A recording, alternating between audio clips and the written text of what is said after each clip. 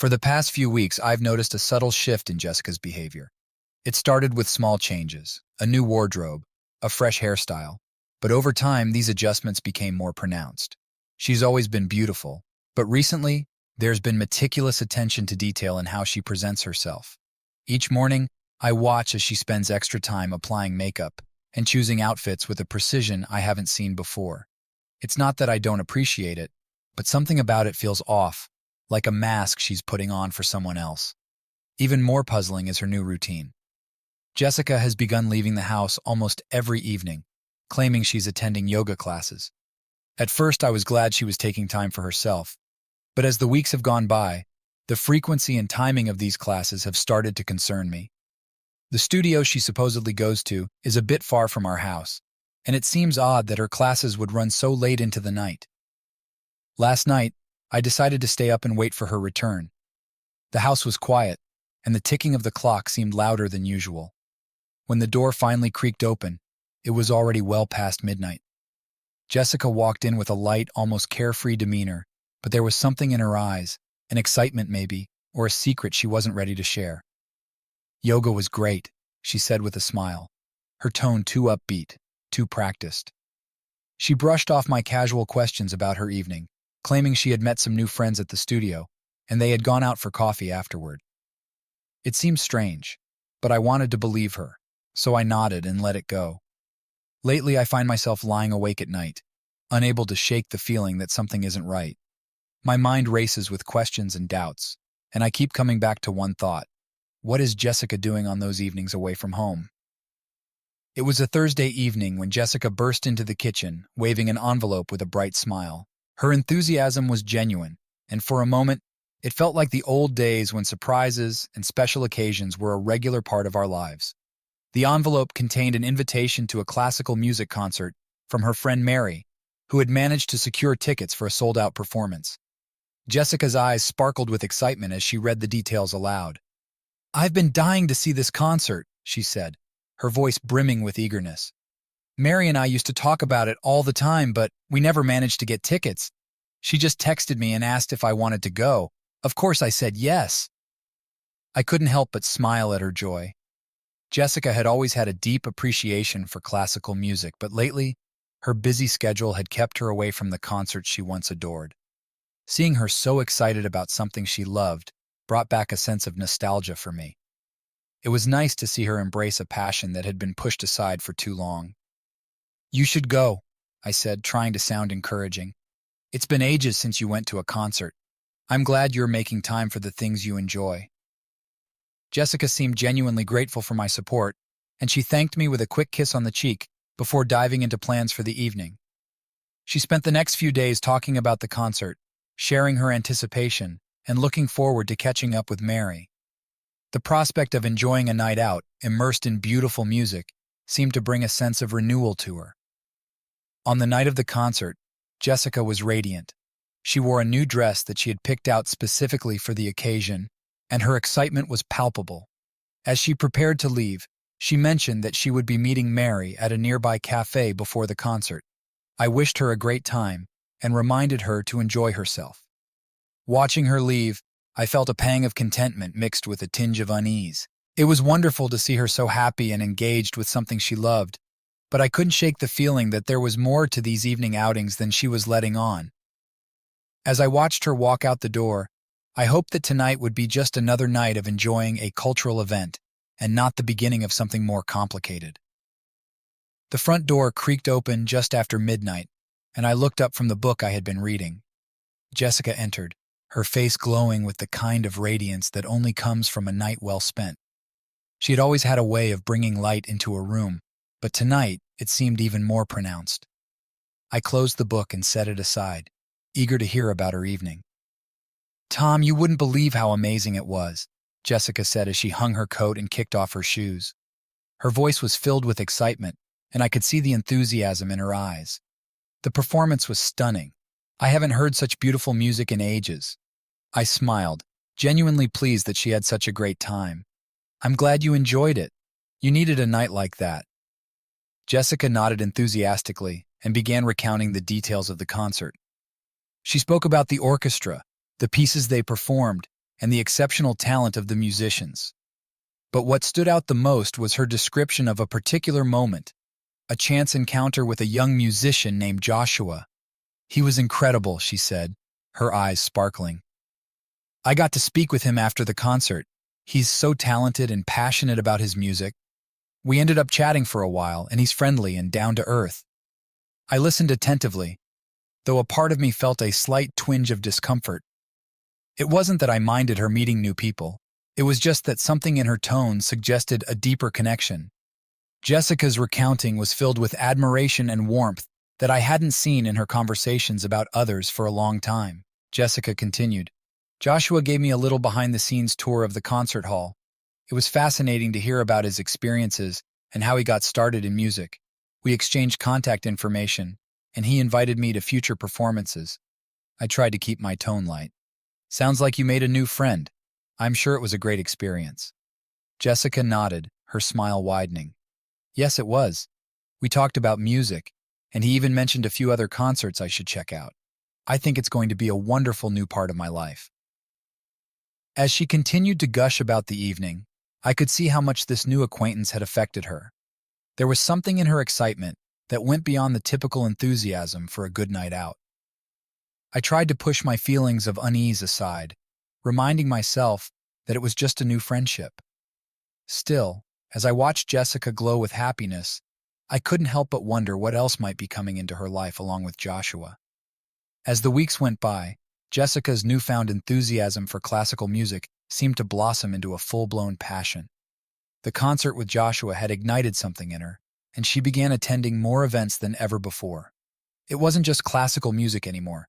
She was going to art exhibits, theater performances, and even lectures on various cultural topics. Each time she came back, she was brimming with excitement, eager to share the details of her experiences. At first, I didn't think much of it. I was glad to see her so engaged with her interests and taking time for herself. It had been a while since she had shown such fervor for cultural activities, and I figured it was a positive change. If these outings brought her joy and a sense of fulfillment, then who was I to complain? Our conversations in the evenings began to revolve around her latest cultural adventures. Jessica would regale me with stories of interesting people she met, fascinating performances she attended, and the new insights she gained. She seemed revitalized, her face lighting up with a kind of energy I hadn't seen in years. It was a welcome change from the monotony that had settled over us before. However, her new routine also meant that she was often out late. More than once, she came home past midnight, full of stories but tired. I could see how the late nights were taking their toll on her, but she didn't seem to mind. She appeared more alive and passionate than I had seen her in a long time. Jessica's social circle expanded as well.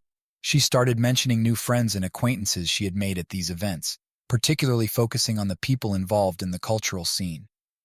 One evening, she casually mentioned that she had been invited to an exclusive after-party by a musician she had met at one of the concerts. I nodded and tried to be supportive, though a part of me felt uneasy. The frequency and timing of these events were becoming more pronounced, and I couldn't help but wonder how these new connections were affecting her. I reminded myself that she deserved to enjoy her passions, and that it was probably just a phase of reinvigorated interest. As I observed Jessica's growing engagement with the cultural world, I struggled to shake the feeling that something was shifting beneath the surface.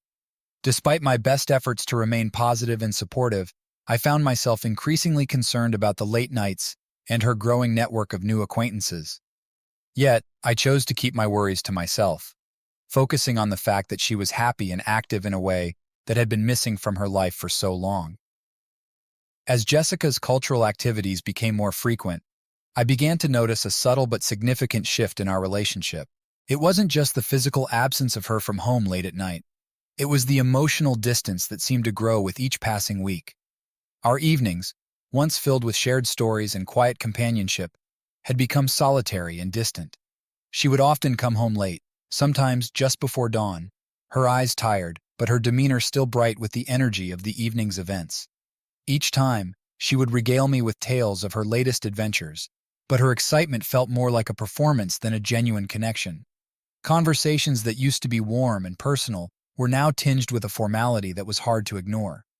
On the nights she did stay in, she seemed preoccupied, often distracted by her phone or lost in thoughts about her upcoming plans. Even when we did manage to spend time together, she seemed distant, her mind somewhere else. I would try to engage her in conversation, but she often responded with brief, vague answers, as though she were simply going through the motions. Our weekends, once filled with shared activities and relaxation, had become sporadic. Jessica's new social calendar seemed to take priority, and our plans often took a back seat. I tried to adjust, allowing her the space to enjoy her new interests, but it felt like an emotional chasm was opening between us, one that I couldn't quite bridge. Despite my best efforts to understand and support her, I couldn't shake the feeling that our connection was deteriorating. I wondered if the time she was spending with new people and the late nights were having a deeper impact on our relationship. Each night that she came home late, I couldn't help but feel a pang of loneliness and a growing sense of distance that I struggled to address. As the weeks turned into months, my suspicions began to simmer beneath the surface. Each late night and distant conversation left me feeling more unsettled, though I tried my best to dismiss these feelings as mere overthinking. It was easier to believe that I was simply imagining things rather than confronting the possibility that something might be seriously amiss. After all, Jessica was enjoying her new pursuits, and she deserved to be happy. One evening, after another late night out, I found myself unable to push aside the gnawing doubts any longer. My mind raced with questions about where she was, who she was with, and what was happening during those extended absences. Yet, every time I tried to voice my concerns, I was met with reassurances and excuses that seemed plausible enough to quiet my inner turmoil. Desperate to reconnect and restore some sense of normalcy, I suggested that we spend a weekend together, away from the distractions of her new social life. I proposed a short getaway to a nearby cabin in the mountains, a place where we could unwind, rekindle our bond, and have some uninterrupted time together. Jessica agreed, albeit with a hint of hesitation, which only added to my unease. The day of our departure arrived, and as we drove towards the cabin, I tried to remain optimistic.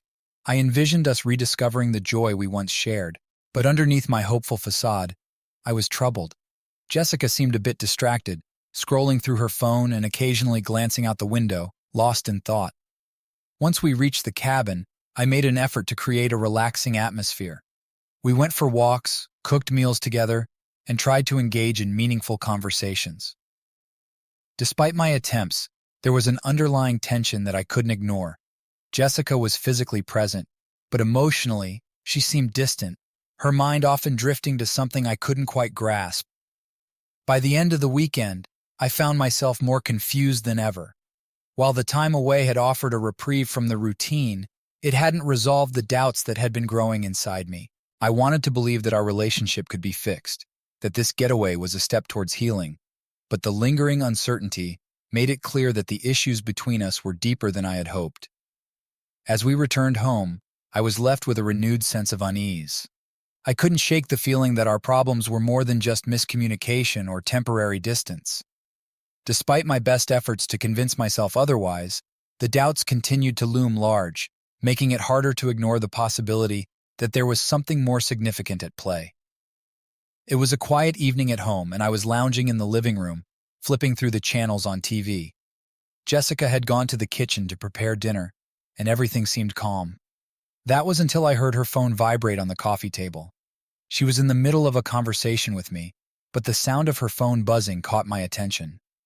Jessica quickly picked up the phone, glancing at the screen before her face went momentarily blank. She muttered a quick excuse about needing to take a call and disappeared into the adjacent room. The door closed behind her with a soft click, and I was left alone in the living room with a growing sense of unease. I tried to ignore it, focusing on the TV, but my curiosity got the better of me. I could faintly hear Jessica's voice through the door, speaking in hushed tones. The conversation seemed private, and she occasionally glanced towards the door as if checking to see if I was listening. I could only catch snippets of the conversation, but the tone was one of familiarity and ease that seemed oddly intimate. The call ended after a short while, and Jessica emerged from the room with a forced smile, trying to act as though nothing had happened. She resumed her tasks in the kitchen, but I couldn't shake the feeling that something was off. Her demeanor was different. There was a noticeable tension in her movements and a slight nervousness in her eyes. As she busied herself with dinner, I tried to remain casual, but the incident weighed heavily on my mind. I noticed that her phone was now face down on the counter, and I couldn't resist the urge to glance at it when she wasn't looking. There were several new messages from an unknown number, each one appearing to be a string of friendly but oddly cryptic texts. That night, as we sat down for dinner, I tried to bring up the phone call casually. "Who was that on the phone earlier?" I asked, keeping my tone light. Jessica's eyes darted briefly to her phone before she answered with a nonchalant, "Oh, just a friend from one of the concerts. We were just catching up." Her response seemed rehearsed, and while she managed to brush off my question, I couldn't help but feel a growing knot of suspicion in my stomach. The strange calls and the secretive manner in which she had handled them were starting to align with the growing list of concerns I had about her recent behavior. That night, as I lay in bed, I replayed the events of the evening in my mind. The strange calls, Jessica's evasive behavior, and the mounting doubts were all converging into a troubling pattern that I could no longer ignore. The uneasy feeling settled deeper into my thoughts, and I couldn't help but wonder if I was finally on the verge of uncovering something that had been hidden from me for far too long. The next day, I decided to reach out to Mary, Jessica's friend who had initially invited her to the classical music concert. I hoped that speaking with Mary might shed some light on Jessica's recent behavior and provide some clarity about her frequent absences. I dialed Mary's number, and after a few rings, she answered with her usual warmth. "Hi, Tom, how are you?" Mary's voice was cheerful, but I could detect a hint of curiosity about the reason for my call. "Hi, Mary, I'm doing well, thanks. I hope you're good too," I replied. "I was hoping to ask you a few questions about Jessica. I've noticed she's been spending a lot of time at various events lately, and I was curious to hear your perspective." Mary seemed to hesitate for a moment before responding. "Oh, I see. Well, Jessica has been quite busy with her cultural outings. We haven't had much chance to catch up recently. She's been attending a lot of concerts and events on her own." I felt a pang of unease at her words. "So, she's not always with you when she's out?" "No, not really," Mary admitted. "We've been trying to arrange to meet up, but she often has other commitments. To be honest, I've been a bit concerned myself. It seems like she's been pulling away from her usual routine." Her response only deepened my concern. "That's interesting. I thought she was still spending a lot of time with you, especially since you two used to be so close." Mary sighed. "I wish I could say that was the case. We used to see each other more often, but lately Jessica's been quite elusive. She mentions meeting new people and attending different events, and it's been hard to pin her down." The conversation was revealing more than I had anticipated. Has she mentioned anything about meeting someone new or having any significant changes in her life recently? Mary's tone grew more reflective. "Not specifically. She's always been enthusiastic about her interests, but it's unusual for her to be so busy. She's mentioned a few names here and there, but I couldn't tell you much more." As we wrapped up the call, Mary's candor left me with mixed emotions. It was clear that Jessica had been distancing herself, but it was still unclear why. Mary's comments confirmed that Jessica's behavior had changed, but there were still many unanswered questions about what was going on in her life. After hanging up, I was left with a growing sense of unease. The pieces of the puzzle seemed to be falling into place, but the full picture was still shrouded in mystery. The information I had gathered only heightened my suspicions and left me wondering what more there was to uncover about Jessica's recent activities and the new people she had been spending time with. The next evening, I decided that enough was enough. My growing suspicions about Jessica's frequent absences and mysterious behavior had reached a tipping point. I felt compelled to follow her to see if I could uncover what was going on. After she left the house, dressed up for yet another night out, I waited until she drove away before quietly getting into my car and following her. As I drove behind her, my heart pounded with a mix of anxiety and determination. Jessica's destination was a part of town I wasn't familiar with, and I had to keep a safe distance to avoid being noticed. We eventually arrived at a venue that was hosting a small concert, one I hadn't heard of before. I parked a few blocks away and watched as she walked towards the entrance. I followed her from a distance, blending into the crowd of concertgoers. My pulse quickened as I saw Jessica enter the venue and make her way inside. I lingered outside, trying to stay inconspicuous, but my focus was entirely on figuring out what would happen next. After some time, I noticed the venue's doors open again, and out walked Jessica with Joshua by her side. They were deep in conversation, laughing and looking more comfortable with each other than I had ever seen.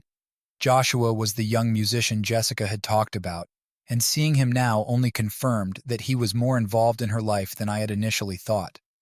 Jessica and Joshua walked together down the street, stopping at a nearby cafe. They entered the cafe and settled at a table outside, still engaged in animated conversation. From where I stood, I could see them sharing smiles and gestures that seemed intimate. They were enjoying each other's company, and it was evident that their relationship went beyond mere friendship. I stayed for a while, watching from a distance as they continued their conversation and laughed over coffee. The scene played out like a series of snapshots in my mind, each one confirming my worst fears about their growing closeness. As the evening progressed, Jessica and Joshua's interactions became more personal, with touches and glances that spoke volumes. Eventually, I decided to leave, my mind racing with the revelations of the night. Seeing Jessica and Joshua together like that had been a shock, and it was clear that their relationship was more than just a casual acquaintance. As I drove home, I grappled with the weight of what I had witnessed and tried to process the implications for our relationship.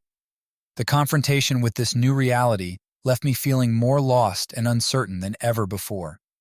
My heart felt like it had shattered into 1,000 pieces as I watched Jessica and Joshua together. The reality of the situation was overwhelming, and I struggled to process the scene I had just witnessed. Seeing her so intimate with someone else left me with a profound sense of betrayal and sadness that was difficult to put into words. I could barely contain my emotions as I walked back to my car. My mind was a whirlwind of thoughts and feelings, each one more painful than the last. The images of Jessica and Joshua laughing and sharing moments of closeness replayed over and over in my mind, each repetition driving the hurt deeper. I knew that confronting her in the middle of the night would only escalate the situation, and I didn't want to make things worse by reacting in the heat of the moment. Instead of going directly home, I drove around aimlessly for a while, trying to calm my racing thoughts. The quiet hum of the car's engine was the only sound that seemed to offer any solace. I needed to clear my head and find a way to approach the situation without letting my emotions dictate my actions. When I finally arrived home, I was determined to approach this with a clear mind. I decided that I needed to think things through and plan how to address this with Jessica. It wasn't about making accusations or causing a scene. It was about understanding the full extent of what had happened and figuring out what to do next. As I sat in the living room, the weight of the revelation pressed heavily on me. I felt a deep, aching sadness that seemed to permeate every part of my being. I knew that no matter how I chose to handle this, it would be a turning point in our lives. For now, all I could do was sit in the quiet of the house, trying to make sense of everything and prepare for the difficult conversations that lay ahead. The next morning, I knew I couldn't put off the conversation any longer. My mind was clouded with turmoil, and the weight of the previous night's discovery demanded to be addressed. Jessica was still asleep when I made my way to the bedroom, the sight of her peaceful face only adding to my sense of foreboding. I took a deep breath and resolved to confront her, no matter how difficult it might be. When she finally woke up, I could see the moment she sensed something was wrong. Her usual morning cheer was replaced by a look of concern as she noticed the serious expression on my face. I decided to be direct, though my heart pounded with anxiety. "Jessica, we need to talk," I said, my voice steady despite the storm of emotions inside me. "Last night I saw you with Joshua after the concert. You were with him in a way that made me feel deeply uncomfortable." Her eyes widened in surprise, and she quickly tried to deflect. "Tom, it's not what you think. Joshua is just a friend. We were catching up and it was nothing more." I shook my head, struggling to keep my voice calm. "Jessica, I saw how close you two were. It didn't look like just a friendly conversation. I've noticed that you've been more distant and preoccupied lately. I need to know what's going on." For a moment, Jessica looked like she might deny it further, but the weight of my words and the intensity of my gaze seemed to break through her defenses. She sat down heavily on the edge of the bed, her face pale and eyes downcast. "You're right," she admitted, her voice barely above a whisper. "There's something I need to tell you." Jessica took a deep breath before continuing. "I've been seeing Joshua. We've been having an affair for the past few months. I didn't want to hurt you, and I didn't know how to end things. I thought I could keep it separate from our life, but I see now how wrong I was." Her confession felt like a knife twisting in my heart. I struggled to maintain my composure as I listened to her explanation. The betrayal was sharper than I had anticipated, and hearing her admit to the affair brought a painful clarity to the situation. "I'm so sorry, Tom," Jessica said, tears welling up in her eyes. "I never wanted it to come to this. I was trying to escape from feelings and problems that I didn't know how to handle. It's been selfish and wrong, and I'm ready to face the consequences." Her words hung in the air, a bitter reminder of the trust that had been shattered. I knew that the road ahead would be difficult and fraught with challenges, but for now, all I could do was absorb the reality of the situation and figure out the next steps. As the silence settled between us, I felt the weight of the confrontation settle heavily on my shoulders, knowing that our lives would never be the same again. Jessica's eyes were filled with tears as she struggled to find the right words. Her voice trembled as she began to explain the reasons behind her affair with Joshua. "Tom, I need you to understand why this happened," she said, her tone filled with regret. "It's not an excuse, but I want you to know what led me to this point." She took a deep breath and continued. "I've been feeling lonely and unfulfilled in our relationship for a long time. I didn't know how to talk to you about it, and I felt like we were drifting apart. The connection we once had seemed to fade, and I felt isolated and disconnected." Jessica paused, her gaze falling to the floor. "When I met Joshua, he made me feel seen and valued in a way that I hadn't felt in years. He listened to me and showed me the affection that I had been missing. It wasn't about him being a perfect person or a solution to all my problems, but he filled a void that I couldn't ignore." Her voice broke as she continued. "I know it was wrong to seek solace in someone else instead of addressing our issues together. I didn't want to hurt you, and I didn't know how to handle my feelings. Joshua offered me an escape from the loneliness I was feeling, but I realize now that it was a mistake." As she finished speaking, the silence between us felt heavy with the weight of her confession. Her reasons were painful to hear, and they did little to alleviate the sting of betrayal.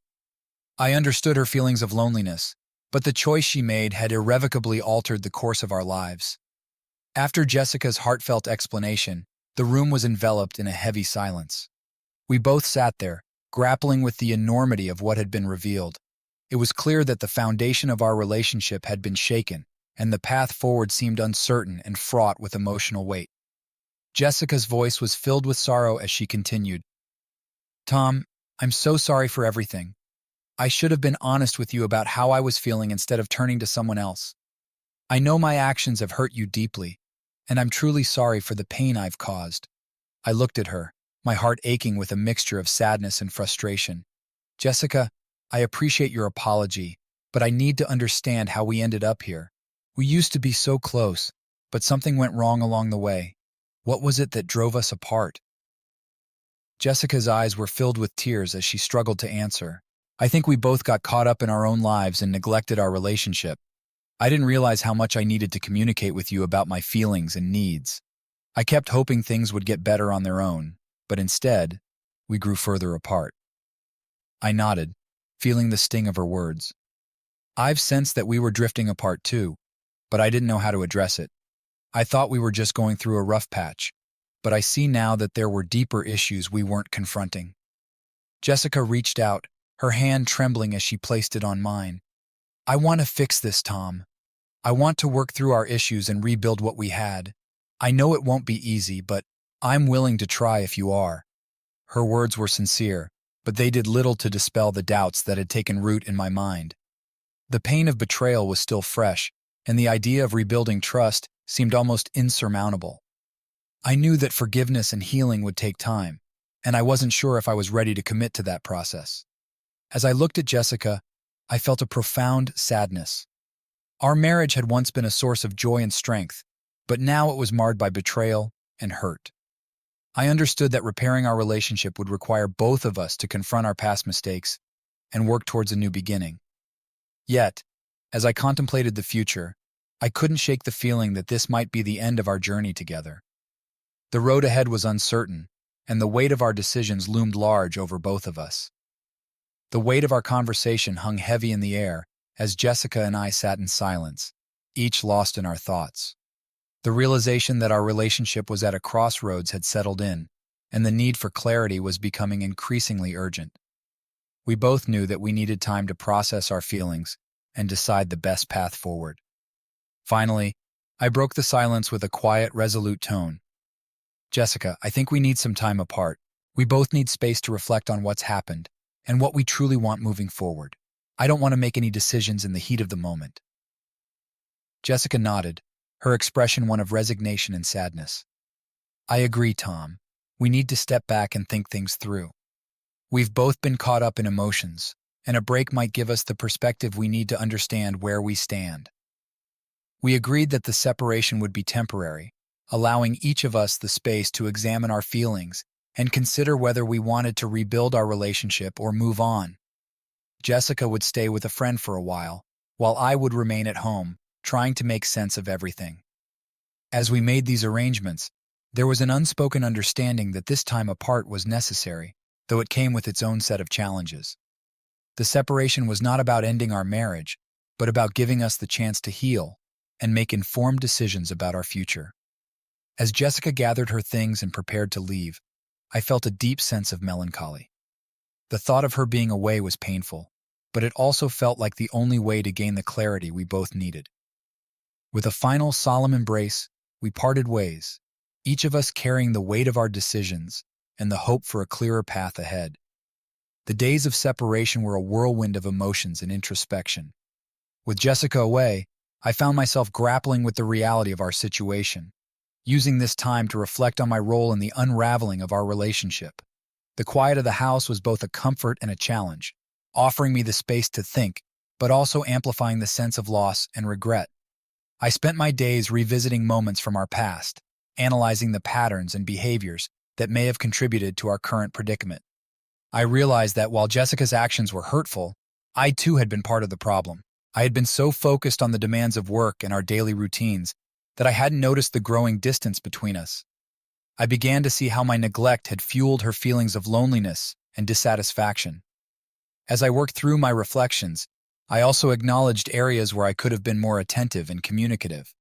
I had often assumed that if things were not discussed openly, they would simply resolve themselves. I recognized that this passive approach had likely contributed to the disconnect between us.